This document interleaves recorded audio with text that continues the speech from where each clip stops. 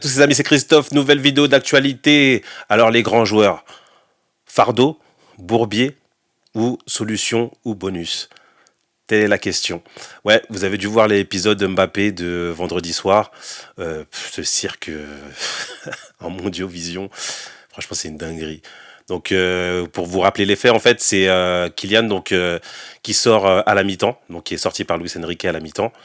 Et donc on le voit un petit peu dans les vestiaires. Là, on pensait que c'était il était sorti sur blessure parce que quand même c'est le meilleur joueur de l'équipe, la star du PSG, voilà la star interplanétaire, le champion du monde, etc.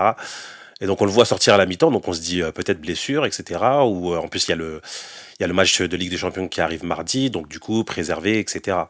Sauf qu'on s'aperçoit qu'il sort du vestiaire avec le sourire là. Apparemment tout va bien.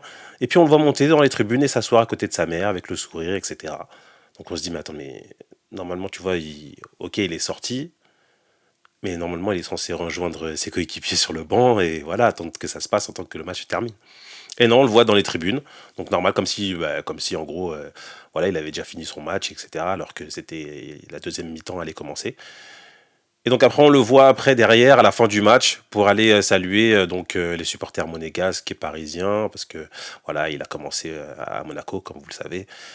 Mais quand même, c'est une dinguerie. C'est que le joueur est un petit peu voilà à part quoi.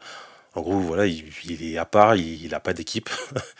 Il a fait sa petite mi-temps, voilà, il est pas content peut-être d'être sorti et donc du coup, voilà, il va en tribune. Après, il va saluer les gens, faire des photos, etc.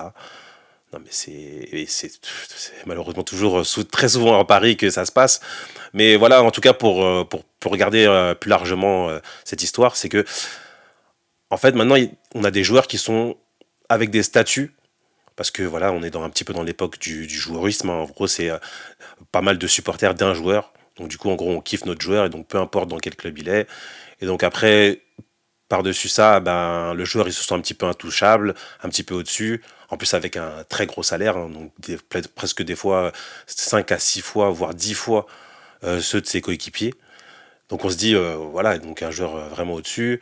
Après, on fait des pieds et des mains pour justement qu'il reste dans notre club. Donc du coup, ça lui fait encore un statut supérieur, voilà. En plus, après, vous avez des présidents qui essayent justement de retenir le joueur, voilà. Donc c'est vraiment voilà, le joueur, c'est même plus un joueur, c'est un état, quoi. C'est des relations diplomatiques, quoi. Donc c'est fou. Et donc, est-ce que ce serait pas justement un fardeau pour son équipe, dans le sens où, ok, c'est le meilleur joueur, ok, c'est le meilleur buteur, mais avec un statut hors norme, et du coup avec le comportement qui va avec, parce que qui dit star, il dit voilà, un petit peu diva. Donc pareil sur le terrain, je cours pas, je fais courir mes coéquipiers.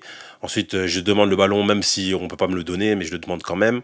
Quand je le prends, je tire alors qu'il y a des coéquipiers tout seuls. Donc est-ce que c'est pas voilà, est-ce que ce comportement justement, il va pas un petit peu contre le bien justement de l'équipe? Et on l'a vu plusieurs fois. On l'a vu par exemple justement juste avant au PSG, toujours le PSG, mais bon, vous aviez Messi, Neymar, voilà, plus Mbappé, donc trois joueurs voilà qui refusaient de courir ou pas trop. Et donc après qui demandaient la balle, après dès que un coéquipier un petit peu de niveau inférieur leur donnait pas la balle, il le pourrissait. Donc est-ce que ça va dans le sens justement du foot qui est le foot, un sport collectif quoi. Donc ok, vous êtes supérieur en talent, mais vous avez besoin des autres pour gagner parce que ok, vous marquez des buts, etc. Vous êtes performant, mais le foot, évidemment, quand vous êtes sur le terrain, vous avez moins souvent le ballon que vous l'avez. Enfin, en tout cas, voilà, vous passez plus de temps sans ballon qu'avec ballon. Donc, du coup, pour briller, vous avez besoin de vos coéquipiers pour récupérer le ballon, pour vous la donner dans des bonnes conditions et pouvoir marquer. Donc, est-ce que voilà, ce fait d'être une diva, de faire ce que vous voulez sur le terrain, est-ce que ça va pas contre le bien de votre équipe, sachant que Mbappé, jusqu'à preuve du contraire, avec le PSG, ça fait 7 ans qu'il y est, il n'a rien gagné. Si ce n'est le championnat donc en Ligue 1, bon, qui est un championnat avec quand vous avez une grosse équipe, forcément vous êtes largement supérieur aux autres, hein, surtout dans le championnat de France. Mais par contre en Ligue des Champions, voilà, c'est une finale, une demi-finale, enfin deux demi-finales je crois avec le PSG et avec Monaco, mais pas de trophée quoi. Après par contre, il a gagné la Coupe du Monde avec la France, mais avec un rôle beaucoup plus différent parce qu'il était plus jeune, donc il avait tout à prouver. Il jouait côté droit, donc c'était pas forcément son pour son poste préféré, mais en tout cas, il le faisait. Il défendait à l'époque. Et bizarrement, dans un collectif justement bien huilé, avec un coach qui a un système précis, ben, bizarrement, il a gagné la Coupe du Monde. Donc, est-ce que voilà, ce statut n'est pas justement, il va contre sa carrière en fait, en définitive. Et ça me ramène après avec d'autres exemples, hein. Là, j'ai fait un focus sur Mbappé, mais il y a aussi, par exemple, vous avez Cristiano Ronaldo avec le Portugal. Donc, lui, c'est un autre cas. C'est que c'est le joueur un petit peu vieillissant, voilà, en fin de carrière, bon, qui a tout prouvé, hein, vraiment, c'est un joueur hors norme, qui a tout gagné avec son club du Real, qui a gagné aussi quand il est parti à la Juve. Quand il était à Manchester, il a gagné, etc. Mais là, vous avez un couac, c'est que dans le sens où, ok, avec le Portugal, bon, il avait gagné l'Euro, même si, bizarrement, il n'avait pas joué la finale. Et il y en a beaucoup qui disent que même s'il avait été là, ils auraient gagné. Non, non, non, moi, je suis pas sûr de ça, parce que dans le sens où, je pense que peut-être le fait de ne pas avoir Cristiano, ça a changé la dynamique justement de l'équipe. Et les joueurs se sont dit, bah, maintenant Cristiano n'est plus là, il va falloir qu'on se débrouille. Et donc du coup, ça modifie un petit peu le jeu. Alors que si, je pense, Cristiano avait été sur le terrain, ça aurait été, on joue tôt pour Cristiano. En plus, avec l'aplomb qu'il a sur les autres, voilà, dès que tu ne lui donnes pas la balle, voilà, il râle, machin, il chouine. Donc on va se dire, allez, on lui donne comme ça, on est tranquille. Donc là, le fait qu'il ne soit pas là, ça a débloqué justement le Portugal qui a fait une grosse finale et qui a fini par gagner devant la France à l'Euro 2016. Et là, actuellement, vous avez vu la dernière Coupe du Monde.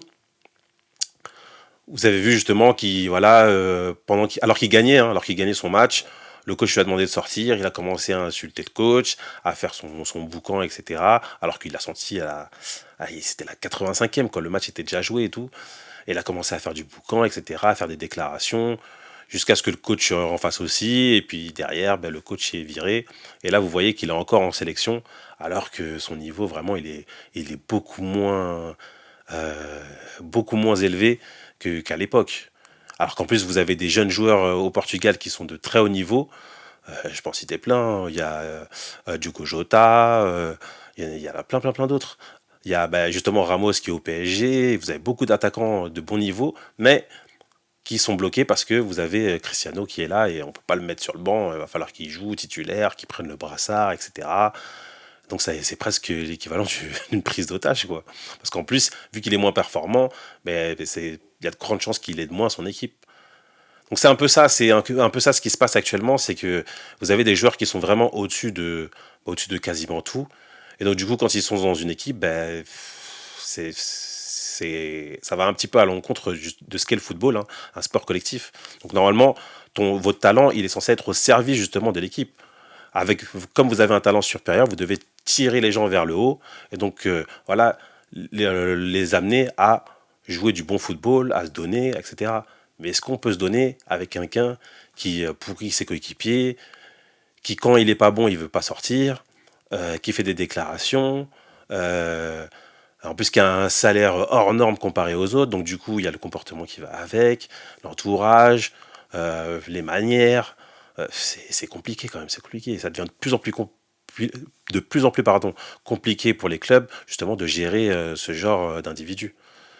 Donc voilà, c'est un petit peu mon humeur du jour sur les grands joueurs. Ouais, c'est de plus en plus récurrent en plus, c'est que voilà, vous avez des joueurs maintenant qui sont hors normes. En plus, après, j'ai oublié la partie agent, hein. Dès qu'il y a le moindre truc, on le met sur le banc ou on fait un truc. Allez hop, ça parle. Après, les agents parlent aux médias, les médias relaient, et après, ça fait des histoires, ça fait un pataquès et tout, au détriment justement du club. Et c'est ce qui est dommage, hein. Donc, dites-moi ce que vous en pensez, hein, de Mbappé, de Ronaldo, de Messi, j'ai oublié Messi, hein, de Neymar, de ces joueurs qui sont vrais, certes, avec un talent vraiment au-dessus de la moyenne, mais qui jouent un petit peu contre leur camp parce que diva, parce que je fais des manières, etc. Donc dites-moi ce que vous en pensez en commentaire. En tout cas, n'hésitez pas à liker, à partager. Et puis je vous dis à la prochaine, les amis.